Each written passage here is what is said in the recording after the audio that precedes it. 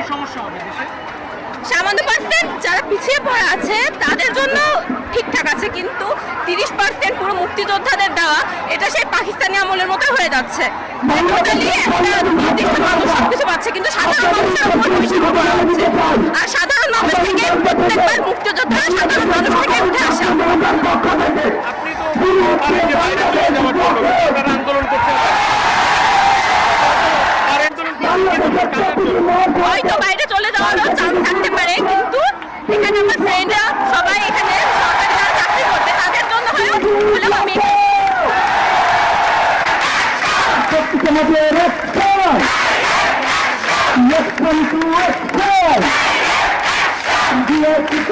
যারা policy making করতেছে তারা যদি মেধাহীন থাকে তাহলে দেশ কোন দিকে যাবে আপনারা তো বুঝতেই পারতেছেন। আর কোটা জিনিসটা খারাপ না যদি সেটা অতিরিক্ত না হয়।